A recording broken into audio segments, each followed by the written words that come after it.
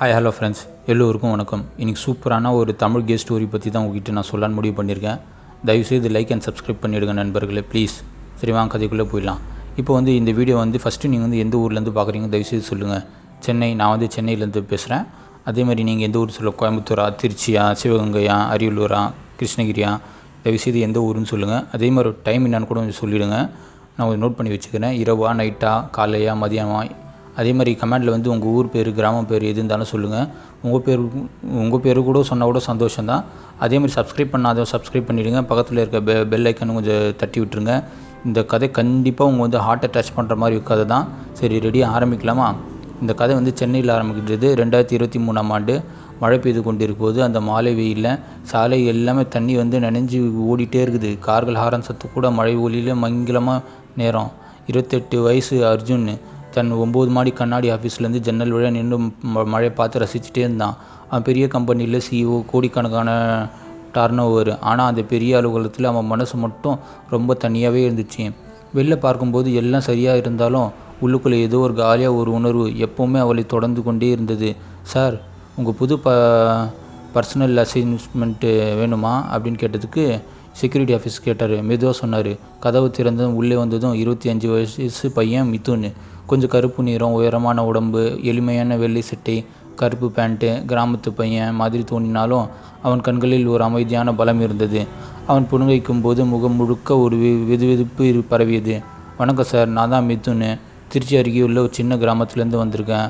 அம்மாவை விட்டு ரொம்ப கஷ்டமாக இருக்குது சார். இருந்தாலும் பரவாயில்ல சார், இந்த வேலை எனக்கு கிடைச்சது ரொம்ப ரொம்ப சந்தோஷமாக இருக்குது சார். இனிமேல் உங்கள் பக்கத்தில் இருந்து உங்களுக்கு என்னென்ன வேலை வேணுமோ எல்லா வேலையும் நான் செய்கிறதுக்கு ரெடியாக இருக்கேன் சார். என்னென்ன வேலை செய்யணும்னு சொல்லுங்கள் சார் அப்படின்னு சொல்லி இவனை கேட்டான். அர்ஜுன் அவனை நிதானமாக ஒரு பார்வையை பார்த்தான், கண்ணாலியே. அந்த பார்வையில் கொஞ்சம் ஒரு ஆர்வமும் கொஞ்சம் எச்சரிக்கையும் கலந்துருந்தது. Welcome Mithun, welcome back. நான் தான் உங்கள் ஸ்ட்ரிங்கேட் டைம் சென்ஸ் வேலை துல்லியமாக இருக்கணும், ஓகேயா? ஆனால் நல்ல வேலை பார்த்தா நான் உன்னை நல்லா கவனிச்சுப்பேன், நல்லா சம்பளம் கொடுப்பேன், இன்க்ரிமெண்ட் நல்லாயிருக்கும், உன்னை நல்லா பார்த்துப்பேன். உட்காரு, உன் பொறுப்புகளை சொல்கிறேன். முதல்ல 2 மாதத்தில் வெறும் வேலை மட்டும்தான். காலையில் 8 மணிக்கு வருது ஆஃபீஸ்க்கு வருது மிதுன். இரவு 10-12 மணிக்கு மேலே தான் வீடு போவான். Arjun coffee, meeting, notes, travels plan எல்லாம் சரியாக தயார் பண்ணுவான். ஆனால் மெதுவாக அது மாற்றம் வர ஆரம்பிச்சிச்சு. இரவு நேரங்களில் ஆஃபீஸ் அவர்கள் இருவர் மட்டும்தான் இருக்கும்போது சின்ன பேச்சுக்கள் தொடங்கின. ஒரு நாள் மழை பெஞ்சிட்டே இருந்துச்சு. இரவு. அர்ஜுன் ஜன்னல் அருகே நின்றபடியே கேட்டான், மிதுன், உனக்கு இந்த வேலை பிடிச்சிருக்கான்? கிராமத்தில் இருந்து வந்த உனக்கு இந்த பெரிய சிட்டி லைஃப்லாம் எப்படி இருக்குது? சென்னை சிட்டி லைஃபு ரொம்ப கஷ்டமாக இருக்கான்? மிதுன் மெல்ல சிரிக்க ஆரம்பித்தான். சார், முதல்ல கொஞ்சம் பயமாக தான் இருந்துச்சு. ஏன்னா சிட்டியில் இவ்வளோ பெரிய பில்டிங், இவ்வளோ மக்கள் நான் பார்த்ததே இல்லை கிராமத்துலேருந்து வந்ததுனால. ஆனால் இப்போ எல்லாமே பழகிடுச்சு சார். உங்களை பார்க்கும்போது நீங்கள் ரொம்பவே தனியாகவே இருக்கீங்கன்னு நான் ஃபீல் பண்ணுறது சார். நானே என் மனசு சொல்லுது. எல்லோரும் உங்களை சிஓன்னு சொல்லி பயப்படுறாங்க. ஆனால் நான் உங்களை பார்க்கும்போது ஒரு சாதாரண மனுஷன் மாதிரி தான் எனக்கு தெரியுது. அர்ஜுன் சிரித்தான். அந்த சிரிப்பில் ஒரு சோகம் கலந்து இருந்துச்சு. குடும்பம் பெரிய எதிர்ப்பு வச்சுருந்தாங்க. திருமணம் பண்ணுன்னு ரொம்ப ப்ரெஷர் பண்ணுறாங்க. வாரிசு வேணும், கம்பெனி பெருசாக்கு எல்லாம் சொல்கிறாங்க. ஆனால் எனக்கு அந்த வாழ்க்கையில் பிடிக்கவே இல்லை. நான் என்ன வேணும்னு எனக்கு தெரியலை. சில நேரம் மிதுன் அமைதியாக அவளை பார்த்தான். அவன் கண்களில் ஒரு ஆழமான புரிதல் இருந்துச்சு. சார், சில சமயம் நம்ம மனசை புரிஞ்சிக்க முடியாது. ஆனால் ஒரு நாள் எல்லாம் சரியாகிடும். அந்த நாள் முதல் அவர்களுக்கு இடையில் ஒரு மெல்லிய நெருக்கம், பாசம் உருவாக ஆரம்பித்து விட்டது. அர்ஜுன் சில சமயம் தன் பழைய நினைவுகள் இல்லாமல் அர்ஜுன்கிட்டையும் மிதுன்கிட்டையும் 2 பேர் அவங்க மனசுக்குள்ள எல்லா காதலையும் வெளிப்படையாக பகிர ஆரம்பிச்சிட்டாங்க. தன் அப்பாவின் அழுத்தம், படிக்கும்போது காலத்தில் இருந்த தனிமை, யாரும் சொல்ல முடியாத சில உணர்வுகள். மிதுன் தன் கிராமத்து வாழ்க்கையில் நடந்த சுவாரஸ்யமான விஷயங்கள் எல்லாம் சொல்ல ஆரம்பித்து விட்டான். அப்பா இருந்த பிறகு அம்மாவை தனியாக தான் வீட்டில் நானே கஷ்டப்பட்டு பார்த்துட்ருக்கேன் சார். சின்ன கனவுகள் எல்லாம் அம்மாவுக்கு இருக்குது. இந்த நகரத்தில் தன் காலை நேரம் நாட்ட வேண்டிய அவசியம். ஒவ்வொரு இரவும் பேச்சு நீண்டு கொண்டே போனது 2 பேருக்கு நடுவிலும். அர்ஜுனுக்கும் மிதுனுக்கும் இல்லாத நாட்கள் காலியாக தெரிய ஆரம்பிச்சிச்சு. மிதுனுக்கும் அர்ஜுன் ஒரு பார்வை, ஒரு சிரிப்பு, ஒரு கண்ணடிக்கிறது, மனசு பேசுகிறது எல்லாமே மனசு நிறைஞ்சு போச்சு. ஆனால் இன்னும் இருவரும் அந்த உணர்வு பெயர் வைக்க தயங்கினார்கள். வெறும் நட்பு, வெறும் புரிதல் என்று நம்ப முயற்சி செய்தார்கள். ஆனால் மனசுக்குள் ஏதோ ஒரு அழகான உணர்வு மெதுவாக வளர்ந்து கொண்டிருந்தது. மழை நாட்கள், இரவு நாட்கள், சின்ன புன்னகைகள், அந்த உணர்வு தன்னை வெளிப்படுத்தி ஆரம்பித்து விட்டார்கள்.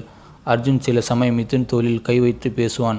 மிதுன் அந்த தொடுதல் ரசித்து அமைதியாகவே இருப்பான். சரி, டச் பண்ணிட்டோம், நம்மளை என்ஜாய் பண்ணுறானோ, நம்மளே இதை என்ஜாய் பண்ணணும்னு சொல்லிட்டு 2 பேரும் உணர்ச்சிகளில் பகிர்ந்து கொள்ள ஆரம்பித்தார்கள். இப்படியே நாட்கள் போய்கொண்டே இருந்தனர். இருவருக்கும் இடையில் இருந்த ஒரு மெல்லிய உணர்வு, மெல்லிய காதல் எங்கே கொண்டு போகும் என்று அவர்கள் தெரியாத ஒரு பயணமாக இருந்தது அது. ஆனால் அந்த பயணத்தில் ஒவ்வொரு அடியையும் அவர்கள் நெருக்கமாக நேசிக்க ஆரம்பித்து விட்டார்கள். அர்ஜுனுக்கு பிறந்த நாள் ஜனவரி 25.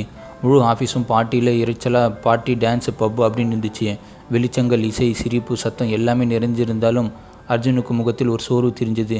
எல்லோரும் ஒவ்வொருவராக வீட்டுக்கு கிளம்பினார்கள். கடைசியில் ஆஃபீஸில் அர்ஜுன் மட்டும்தான் தனியாக இருந்த நேரம். கதவு மெதுசாக ஸ்லோவாக திறக்க ஆரம்பிச்சிச்சு. மிதுன் உள்ளே வந்தான். கையில் ஒரு சின்ன எளிமையான சாக்லேட் கேக்கு, அதன் மேலே சின்ன மெழுகுவர்த்தி. Happy birthday sir. அவன் குரல் மென்மையாக இருந்தது.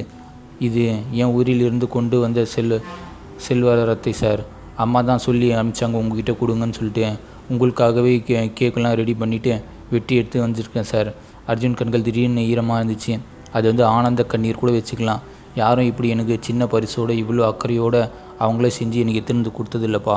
பெரிய பெரிய பரிசுகள் வந்திருக்கலாம், ஆனால் இந்த செல்வரத்தினத்தை பார்க்கும்போது அவன் மனசு ரொம்பவே உருகி போச்சு. நீ இதெல்லாம் எனக்கு மிதுன் பண்ணுறேன். அருணோட குரல் தழுதழுக்கு அழார மாதிரி ஒரு ஃபீலிங்கோடு சொன்னான். சார், நீங்கள் தனியாக இருக்கிறது பார்க்கும்போது எனக்கு ரொம்பவே வருத்தமாக இருக்குது சார். ஒரு நாளாவது உங்களுக்கு யாராவது இப்படி நினைவு வச்சிருக்கணும். அன்று இரவு முழுக்க அவர்கள் ஆஃபீஸை விட்டு வெளியே வரவே இல்லை. இருவரும் தரையில் உட்கார்ந்து மஜாவாக பேசிகிட்டே இருந்தாங்க. எந்த மாதிரி பேசுனா, காதல் மாதிரி பேசு. அது உங்களுக்கே புரியும்னு நினைக்கிறேன். மிதுன் தன் கிராம வாழ்க்கையை முழுக்க திறந்து பேச ஆரம்பித்தான்.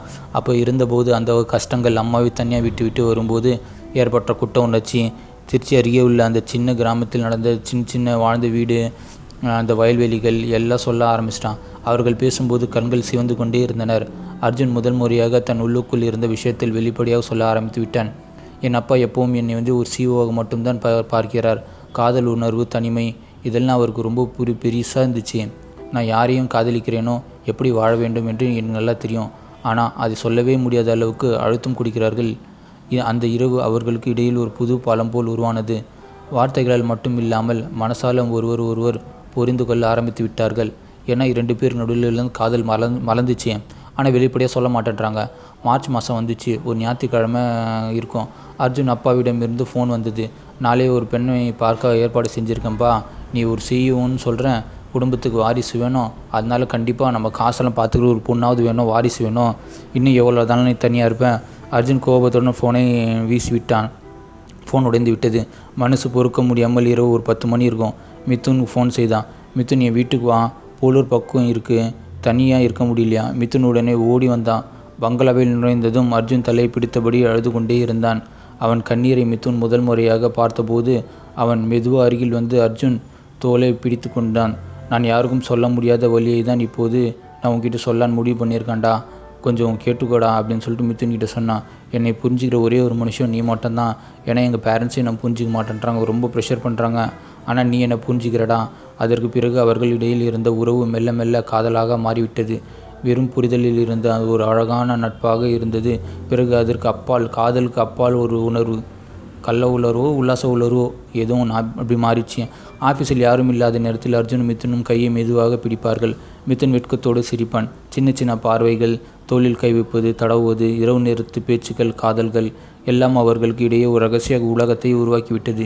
வெளியே யாருக்கும் தெரியாது, மறைச்சி வச்சு என்பதால் அவர்கள் ரொம்ப கவனமாக இருந்தார்கள். ஏன்னா கே பசங்கன்னா கொஞ்சம் பயம், யாராவது தெரிஞ்சிச்சுன்னா ஏதாவது பிரச்சனைன்னு. அதுவும் இல்லாமல் கம்பெனியோட சிஇஓ வேறு. ஏப்ரல் மாதம் நடுவில் கம்பெனியில் பெரிய பிரச்சனை வந்தது. ஒரு பெரிய தொகை ஊழல் விஷயம் வெளியே ஆரம்பித்து வச்சது. அர்ஜுனுக்கு மேல் சந்தேகம் வந்தது. சில மேலதிகாரிகள் அந்த புதுசு வந்த பர்சனல் அசிஸ்டன்ட் தான் உளவு பார்த்துருக்கான் என்று பேச ஆரம்பித்தார்கள்.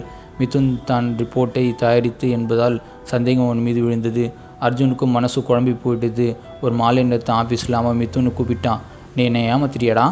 இவ்வளோ நாளாக என் பக்கத்தில் இருந்து எல்லா விஷயத்தையும் கறந்துட்டு வெளியே ஏதாவது சொன்னிட்டியா? மிதுன் கண்கள் உடனே கண்ணீரில் நிரம்பி விட்டது. அழ ஆரம்பித்து விட்டான். அவன் நடுங்கிய குரலில் சொன்னான். நான் உங்களை காதலிக்க ஆரம்பிச்சிருக்கேன் சார். அதுதான் உண்மை. உங்களை புரிஞ்சுக்கிற ஒவ்வொரு நொடியும் எனக்கு இந்த உலகமே முழுக்க நீங்கள் மட்டும்தான் சரிக்கீங்க. அந்த ஒரு வார்த்தை அர்ஜுனை ரொம்பவே அதிர்ச்சியில் ஆழ்த்தி விட்டது. இருவரும் ஒரு வாரம் முழுக்க பேசவே இல்லை. அர்ஜுன் தனிமையில் தவித்து கொண்டே இருந்தான். மிதுன் வேலைக்கு வருவதை நிறுத்திவிட்டான். தான் ஊருக்குள் திரும்பி போக டிக்கெட் எடுத்து கொண்டே இருந்தான். அவன் பையை கட்டி கொண்டிருக்கும் போது மனசு வேதனையாக துடித்து கொண்டே இருந்தது. இந்த நாட்கள் அவர்களுக்கு இருவரும் மிக நீண்ட நாட்களாகவே தெரிந்துவிட்டது. ஒருவர் இல்லாமல் ஒருவரால் இருக்க முடியாது என்பதை அவர்கள் உணர ஆரம்பித்து விட்டார்கள். ஏன்னா அது காதல் அவ்வளோ ஸ்ட்ராங் ஆயிடுச்சு. இப்போ அவங்களால பிரிஞ்சு இருக்கவே முடியல. ஏன்னா டெய்லி நைட் ஆனால் மஜாவான காதல் தான். அந்த இரவு மழை பலமாக பெஞ்சிருக்குது. ஏன்னா மழை சத்தத்தில் இவன் காதல் பண்ணும்போது சத்தம் போடுவான்ல, அந்த சத்தம் கேட்காதுன்னு சொல்லிட்டு மழை சத்தத்தில் என்ஜாய் பண்ணுறாங்க. வெளியில் குளிராக இருக்கும், உள்ளே ஹீட்டாக இருக்கும். 2 பேர் சேர்ந்து. வானம் பிளந்து கொட்டிய மழையில் சென்னை நகரமே தண்ணீரில் மிதந்தது. அர்ஜுன் தன் காரை வேகமாக ஓட்டினான். கண்கள் சிவந்திருந்தனர். மனசு அமைதியாக தேடியது. மிதுன் தன் ஊருக்கு புறப்பட்ட டிக்கெட்டை எடுத்துவிட்டு சென்னை சென்ட்ரல் ஸ்டேஷனின் பிளாட்பாரத்தில் நின்று கொண்டிருந்தான்.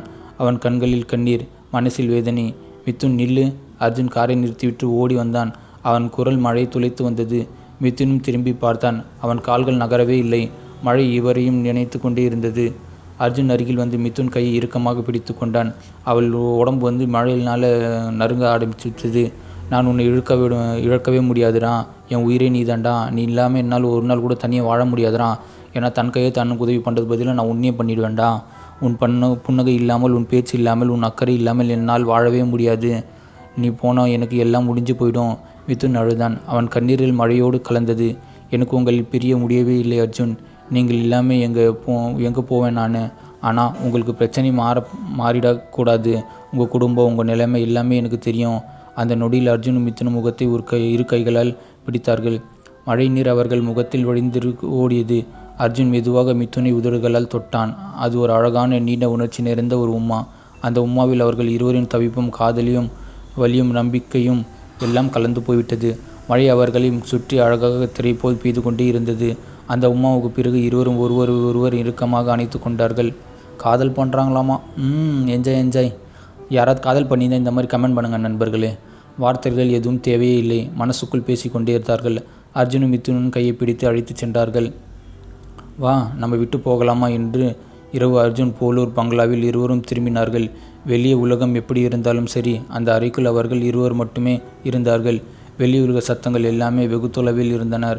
அர்ஜுனுக்கு மிதுனின் சட்டையை கலைத்தான். மிதுனின் நடுங்க கைகளில் அர்ஜுனை அணைத்து கொண்டான். அணைச்சிட்டு என்ஜாய்மெண்ட்டு தான். ஓகே. இருவரும் ஒருவர் இறுக்கமாக அணைத்து கொண்டு படுக்கையில் சாய்ந்து விட்டார்கள். நீண்ட நாட்களிற்கு பிறகு பிரிவு, தவிப்பு, காதல், ஆசை, பயம் எல்லாமே அந்த ஒரு இரவில் மெதுவாக வெளியேறினர். மென்மையான தொடுகைகள், கண்ணீர் துளிகள், இதய துடிப்புகள், மெல்லிய பெருமூச்சுகள். இருவரும் ஒருவருக்கொருவர் முழுமையாக சொந்தமானார்கள். அந்த இரவு அவர்களுக்கு மிக நீண்ட நேரமாக மாறிவிட்டது. மிக அழகாகவும் மாறியாக இருந்தது. உடல்களை விட மனசுக்கள் இன்னும் இறுக்கமாக பின்னி கொண்டது. காலையில் சூரிய ஒளி லேசாக உள்ளே வந்தபோது அர்ஜுனும் மிதுனும் தலைமுடியை மெதுவாக வருடினான். மிதுன் அவன் மார்பில் தலையை சாய்த்து கொண்டு படுத்துவிட்டான். நீ என் பர்சனல் அசிஸ்டண்ட் இல்லடா. என்னோட உயிர், என்னோட காதலன் நீ தான். என் லைஃப் பார்ட்னர் நீ தான். இனி நம்ம இருவரும் ஒன்றாக தான் இருப்போம். ஒன்றாக மேட்டர் பண்ணுவோம். உண்மையாக காதல் பண்ணுவோம்.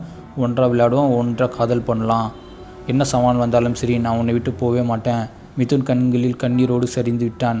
நானும் உங்களை விட மாட்டேன் அர்ஜுன். இந்த காதல் நமக்கு வந்திருக்கிறது. இதை நாம் பார்த்துக்கணும். இந்த கதை இங்கே முடியலை நண்பா. அவர்கள் இன்னும் சில சவால்கள், சிரமங்கள் எல்லாமே சந்திக்கப் போகிறார்கள். குடும்பம், சமூகம், உலகம் எல்லாமே அவர்களுக்கு எதிராக இருக்கலாம். ஆனால் உண்மையான காதல் இருந்த எல்லாத்தையும் தாங்கிக்க முடியாது. ஒருவருக்கொருவர் இருந்த போதும் என் நண்பா, இந்த கதை இதயத்தை தொட்டது. எந்த பகுதி உங்களுக்கு ரொம்ப பிடிக்குதோ? அர்ஜுனா சப்போர்ட் பண்ணுறீங்களா இல்லையா? மிதுனை சப்போர்ட் பண்ணுறீங்களா? கமெண்ட் பாக்ஸில் சொல்லுங்கள். அதே மாதிரி நான் பார்ட் 2 ரெடி பண்ணி வச்சுருக்கேன். உங்களுக்கு வேணும்னா பார்ட் 2 சொல்லுங்கள். இந்த வீடியோ உங்களுக்கு பிடிச்சி தயவுசெய்து லைக் பண்ணுங்கள், கமெண்ட் பண்ணுங்கள், சப்ஸ்கிரைப் பண்ணுங்கள், ஷேர் பண்ணுங்கள். உங்கள் அன்பு எனக்கு கண்டிப்பாக பெரிய சப்போர்ட் இருக்கும். அப்போ தான் நான் அடுத்த கதையை நான் ரெடி பண்ணுவேன். இது ரொம்ப லவ் பண்ணுற நண்பா உங்கள் எல்லாரையும். நன்றி, வணக்கம், பை பை, டேக் கேர்.